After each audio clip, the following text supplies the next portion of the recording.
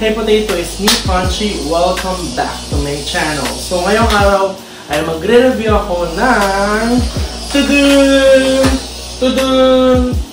Ito yung Asvesti Lime Wash Paint Charcoal 1 kg 1,180 pesos. So ilalagay ko yung link sa description box down below kung saan nyo pwede mabili itong Lime Wash Paint.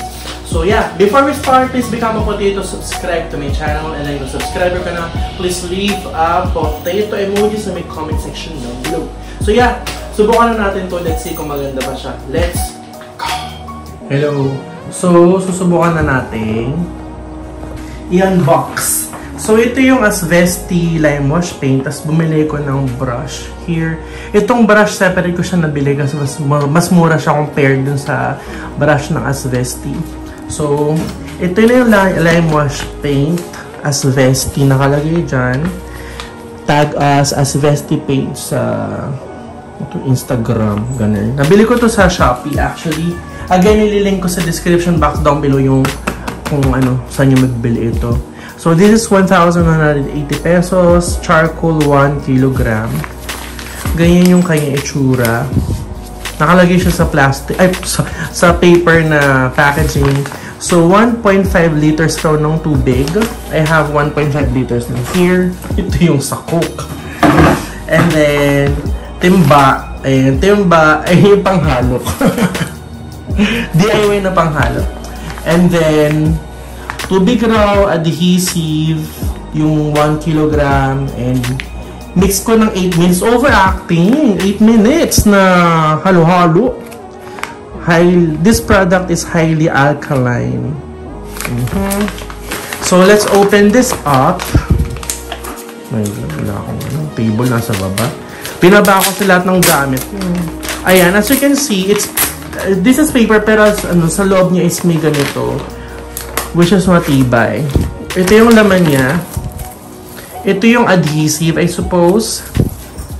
And then, ito na yung mismong charcoal. Alam mo, parang siyang yung powder sa Zagu. Ganun ang kanyang peg. So, ayan yung laman niya. And, itry na natin siya. I-mix na natin. Okay. Ito na siya. Ito yung 1 liter tubig. Panghalo. Adhesive. At yung mismong powder. So, sabi dito, 1.5 liters raw ng tubig, which is this one.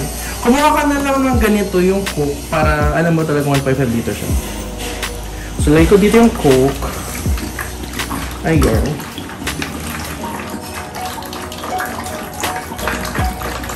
Ang tagal niya malagay. Ayan. Ayan yung 1.5 liter na water. And then, ito na raw yung adhesive. Ihalo ko na siya.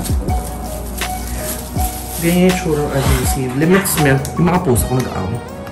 Limit smell. May di ko sure kung ano may okay. Amoy paint. Ganun. Meron pa natira dun. Ay, dapat pala nilagyan kong tubig ito. Meron pa siya natira dun.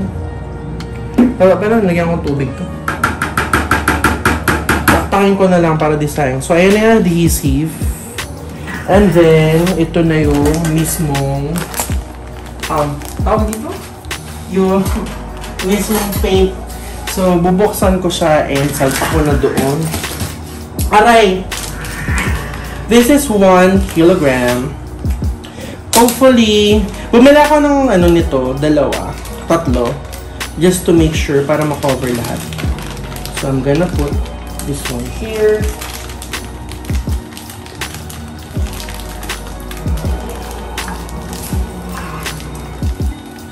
Naririnig niyo ba mga pusa ako nag-aaway? Gusto niyo yarn? Hello. Wait lang, buksan ko pa nga siya. Masyadong maliit ang butas na ito. Ayan. Ala, nangyari. Nagkakaroon ng reaction. Nagkakaroon siya ng chemical reaction, guys. Do you see? Ah, ew. Why is it malagkit? Malagkit siya. Ang bago. Baho! Baho po siya. Why is it mabaho and malagkit at the same time?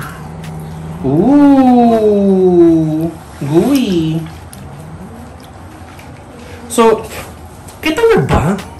Ayan o. Ayan siya. Parang siyang ano, putik. Putik yung kanyang peg. So, sabi, we have to mix raw na 8 minutes. Mabaho siya. Mabaho po siya. Ayan. So, ayan. Basta gagawin ko yung mix ko siya ng 8 minutes. I feel like malagkit siya. Nung nilagay ko yung adhesive, malagkit siya. Madikit. So, yun. I-mix ko siya and then isalpak ko na dun sa may wall. Okay? So, itong buong kwarto ko i-chocolate ko yun. I-charcoal ko sila. Okay. Hello. So, tapos ko na siyang haluin ng 8 minutes. And, ano siya? I feel like combine na siya. Ito yung tsura ko. Combine na siya. So, subukan na lang mag-paint na tayo.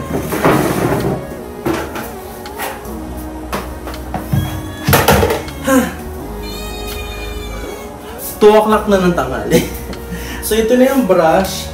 And ito yung aking wall. This wall is semi-gloss. And di na ako nag-primer. Sana gumana siya. So, let's try.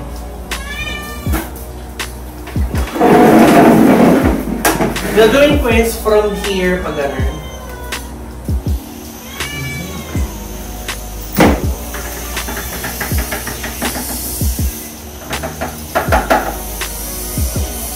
Ooh, splattered. Nasalanta yung peg niya. Kaloka.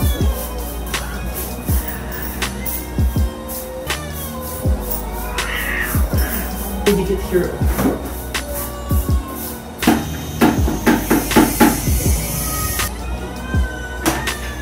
Oh my god, eh, tsura niya. And super duper patchy. Oh my god. Ay, sa may gitna, oh. Ay, nako. Nakalimutan ko ipakita sa inyo. So, ito na yung second coat. Second coat yan. Itong side na to. Ito first coat. As you can see, it's fucking, ayaw ko nag-bleed. First coat yan. Ito first coat rin. Ayun, may mga nag-bleed na spots. Kasi wala akong primer. Ayan. Ganyan yung kanyang peg. Ayan. So, nasa second coat na ako. Ayan na lang yung natira. Hindi ko sure kung kasha pa yan para sa entire room. Mabuti na lang, bumili ko ng extra. So, ayan siya so far. Nakalimutan ko anong oras na. Anong oras na ba? 15. 3 o'clock na, 3:17. So, yan, itutuloy ko ito. Kasi matutuyo. Mabilis siya matuyo, kailangan halo ka ng halo. Ganun. Hello, so ito na yung itsura ng lime wash. Ganyan yung kanyang finish. Hindi siya pantay-pantay, no? Ganyan siya. Yan, okay naman, maganda yung itsura niya. Pati yung pinto ni lime wash ko. Ganyan. Pati yung kisame. At sabihin ko lang sa inyo, na ano siya, nakakalmot siya ng mga pusa ko. Ayun yung mga kalmot ko. Ayan, halata siya kapag tinignan mo closely. Ayan yung mga kalmot. Kasi meron ako dito mga pusa. Nakakalmot nila. So, okay naman siya. Maganda yung itsura ng lime wash, guys. Ayan o, may mga streaks siya ng brush strokes. Ayan. Ayan, super nice. So, ganyan yung kanyang itsura. Ganyan. Ayan. Maganda dito kapag gabi. Like, kunyari gabi madilim. Super nice niya. Try natin. Try ko yung madilim. Ayan. So, ayan. Madilim na siya. And super nice siya sa gabi. Like, totally blackout siya na ang dilim-dilim na ang sarap-sarap matulog. Ayan. Ganyan po ang itsura ng aking lime wash. Charcoal, something. Ilalagay ko sa description box down below yung link kung saan nyo mabibili itong lime wash na ito. Yun lang. So yun, tapos na natin i-unbox, i-review, at subukan ang lime wash paint from Asbesty. And as you can see, super nice niya talaga. Di lang ako marunong mag-paint, pero maganda siya sa gabi. Kasi charcoal yung pinili ko. Super blackout talaga siya, madilim. Super cozy. Ang sarap-sarap matulog. Ayan. So, ito yung tsura ng lime wash.